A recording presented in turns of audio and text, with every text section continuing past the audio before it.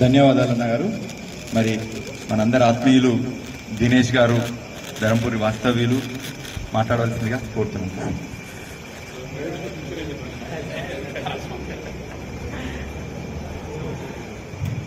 TRTF calendar ఆవిష్కరణ. మీరు party పక్షాన మాతో కలిసి ప్రయాణించినందుకు మీకు, మీ పార్టీకి మా టీఆర్టీఎఫ్ పక్షాన హృదయపూర్వకమైన కృతజ్ఞతలు తెలియజేస్తున్నాం. చాలా సంతోషం. మా మన్ననను, మా విజ్ఞప్తిని మన్నించి ఇక్కడికి విచ్చేసిన జైత్యాల మున్సిపల్ చైర్పర్సన్ అడ్వాల జ్యోతి గారు కలిసి, అంటే లక్ష్మణ్ గారు అయితే మాకు చిన్నప్పటి నుంచి మేమందరం కలిసి చదువుకున్నామన్నా, నేను స్కూల్ మేట్స్. సో ఆ ఒక అనుబంధంతో మేము పిలిచిన ఒకటే ఫోన్ కాల్తో వారు ఇక్కడికి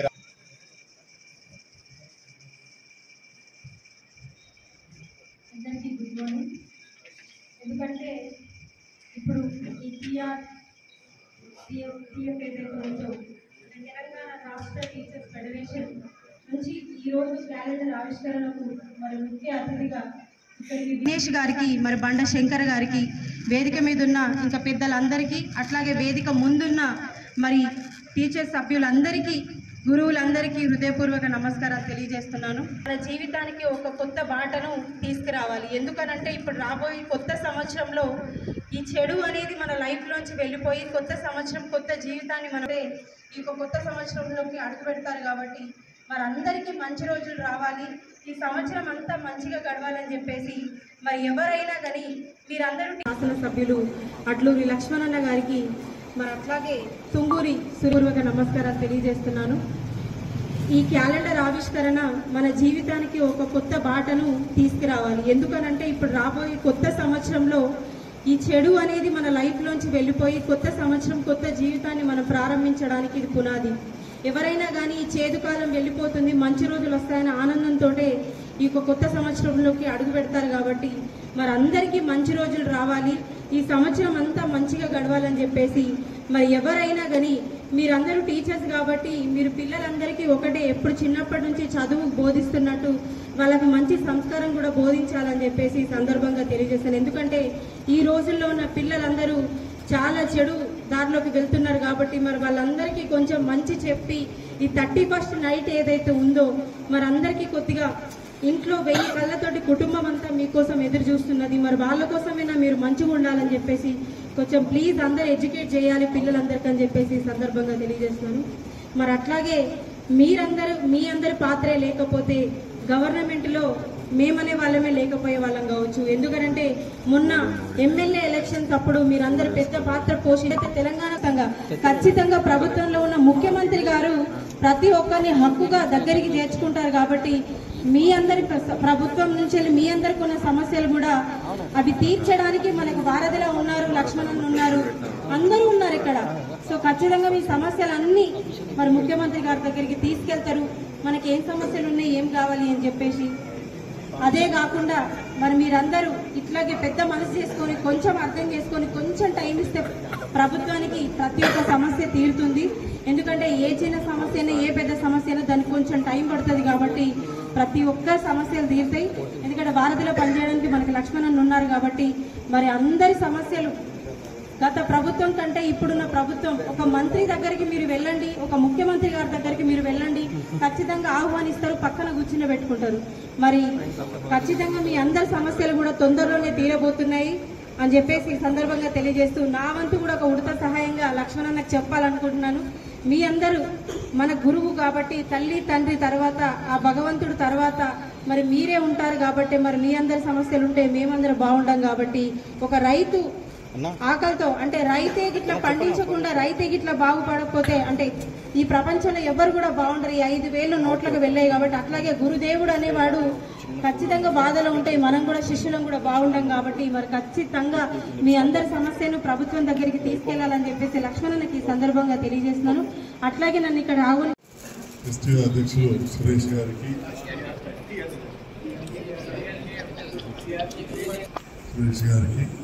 ఈనాటి కార్యక్రమ ముఖ్య అతిథులు ధర్మపురి శాసనసభ్యులు మిత్రులు విప్ ప్రభుత్వ విప్ శ్రీ అల్లూరి లక్ష్మణ్ కుమార్ గారికి, పట్టణ ప్రథమ పౌరురాలు సోదరిమణి అడవాల జ్యోతి గారికి, సీనియర్ కాంగ్రెస్ నాయకులు బండ శంకర్ గారికి, మాజీ చైర్మన్ నలుపురి పాలెం శ్రీ దినేష్ గారికి, వేదిక పైన వివిధ హోదాల్లోని ప్రజాప్రతినిధులకు, మాజీ ప్రజాప్రతినిధులకు, ఉపాధ్యాయ సంఘ నాయకులకు, సభ్యులకు అందరికీ కూడా ఈ అడ్వాన్స్ నూతన సంవత్సర శుభాకాంక్షలు తెలియజేస్తాను. మొన్ననే మిత్రులు సురేష్ గారు కార్యక్రమానికి రమ్మని చెప్పడం జరిగింది. తప్పకుండా వస్తానని చెప్పడం, ఇంకొకటి నిన్ననే కొంత మా ఇంకా డాక్టర్గా పనిచేస్తున్నాను, అందరూ కూడా తెలిసి వచ్చి ఆల్ ఇండియా లెవెల్లో మీటింగ్ ఉండే మధ్యాహ్నం వరకు అని రమ్మంటే తొందరగా వెళ్ళిపోతే రాలేనని చెప్పి నేను శుభాకాంక్షలు తెలియజేయవచ్చు. ఇంకొకటి కార్యక్రమం లేట్గా వచ్చినందుకు ఎవరు కూడా ఏమనుకోవద్దు, పెద్దలు విప్ గారిని అందరూ కూడా మన్నించాల్సిందిగా కోరుతూ, మరి ఉపాధ్యాయ సంఘాలు మన ఉమ్మడి ఆంధ్రప్రదేశ్లో కావచ్చు, తెలంగాణలో కావచ్చు చాలా ఉన్నాయి. దానిలో మరి ఇక్కడున్న బాధ్యతాయుతంగా ప్రవర్తించుకుంటూ పేదవాళ్ళు, బీదవాళ్ళు, అణగారిన వర్గాల వాళ్ళు ఎక్కువ మంది ఈనాడు ప్రభుత్వ పాఠశాలకు.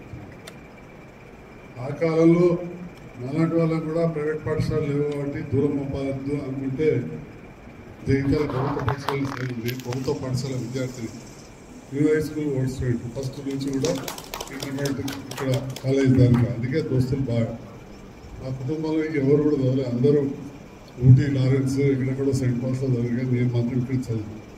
కానీ అలాంటి పరిస్థితులకు, ఈనాటి పరిస్థితులకు దాదాపు 2 దశాబ్దాల నుంచి ఈ ప్రైవేటు విద్యా సంస్థలు వచ్చినప్పటి నుంచి మరి చాలామంది కొంత అఫోర్డ్ చేయగలగవచ్చు, ఇంగ్లీష్ మీడియం పైన ఎక్కువ ఇష్టం ఉండి ఇంగ్లీష్ లేకపోతే ఇక బతకలేమనే పరిస్థితి వచ్చి చాలామంది కూడా ప్రైవేట్ పాఠశాలలో వెళ్ళి, అందులో మన ప్రభుత్వ పాఠశాలలో ఉపాధ్యాయుల పిల్లలు కూడా అడ్డ వెళ్ళిన విషయం మనందరం చూస్తూ ఉన్నాం. మరి కొత్త ప్రభుత్వాలు విధానాలు మారినాయి, అన్ని ప్రభుత్వ పాఠశాలలో కూడా ఇంగ్లీష్ మీడియం వచ్చేసింది. దాంతోపాటుగా గురుకుల పాఠశాలలు వచ్చినాయి, విద్యా వ్యవస్థలో మార్పు వస్తుంది. మరి ఈ సందర్భంలో ఈ పైన ముఖ్యంగా ప్రభుత్వ పాఠశాలల ఉపాధ్యాయుల పైన బాధ్యత ఎక్కువ. ఎందుకంటే పేదవాళ్ళనే కాకుండా ఇంటికి వెళ్ళిన తర్వాత చదువుకునే పరిస్థితి సరిగా ఉండదు.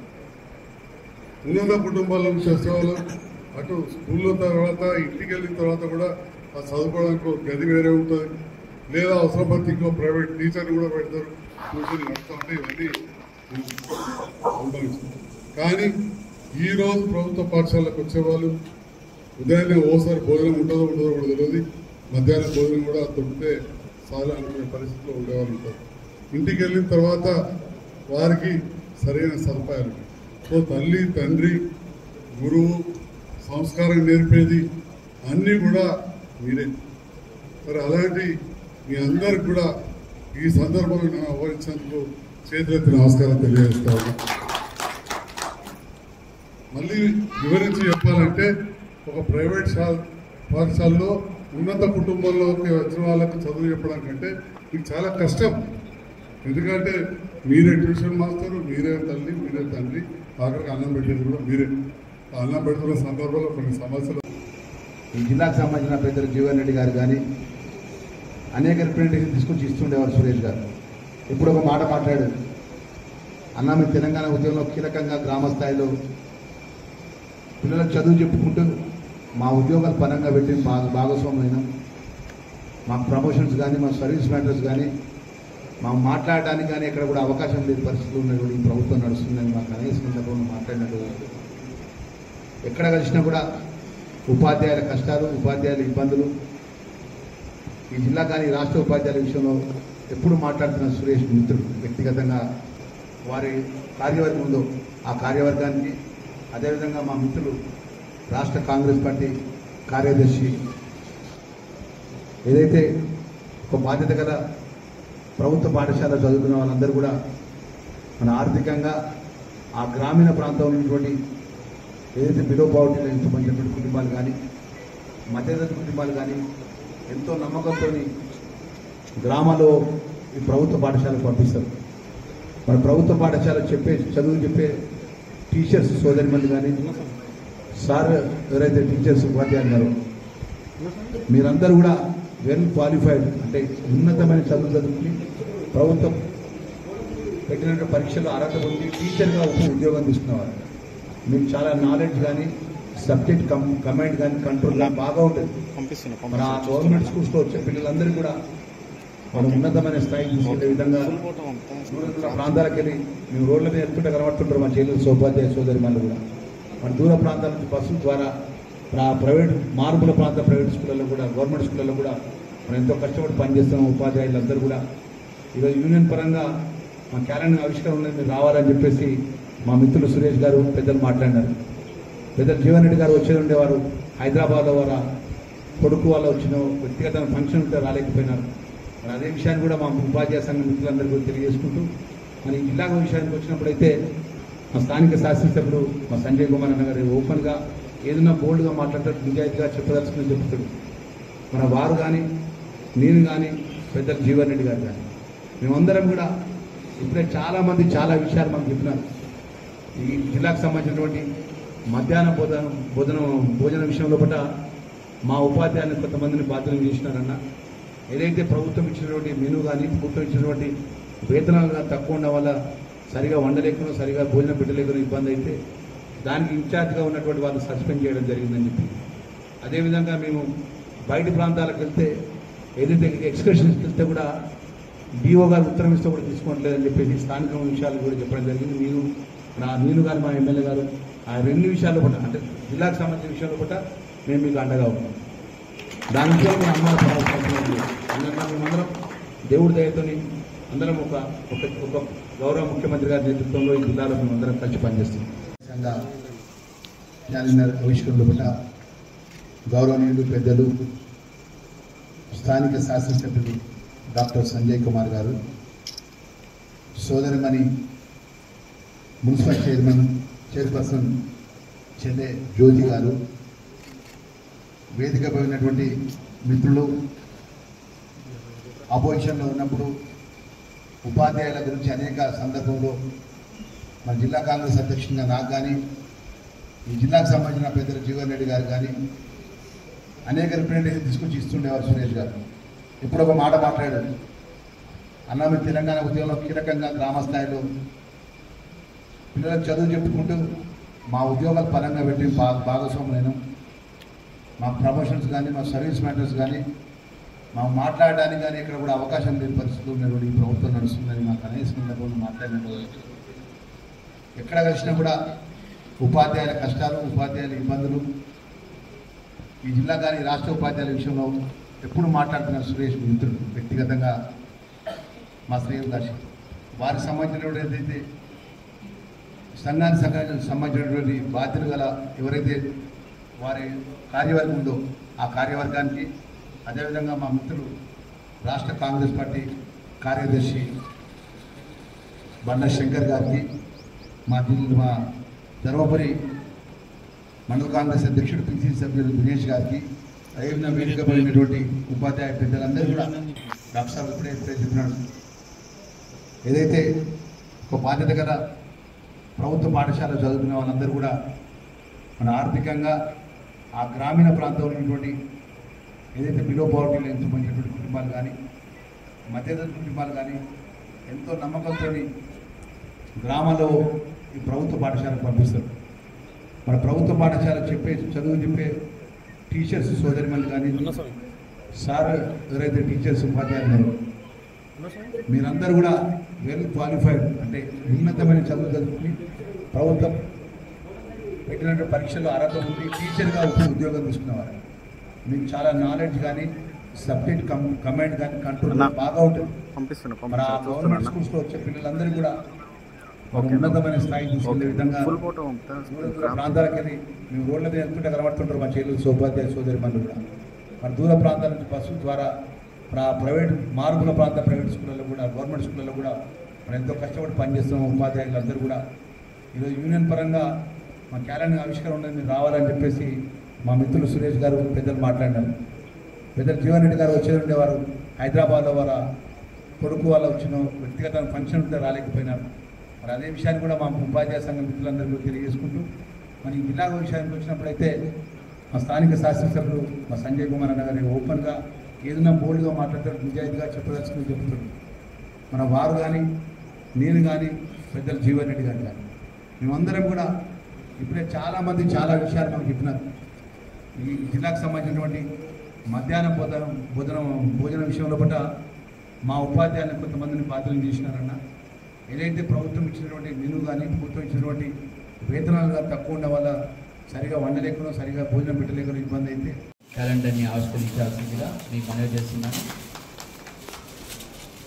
మిత్రులందరూ మీ స్థానాల్లో ఉండండి. తర్వాత ముఖ్య అతిథులతో క్యాలెండర్ ముద్రణకు సహకరించినటువంటి ఓం శ్రీ సాయి హాస్పిటల్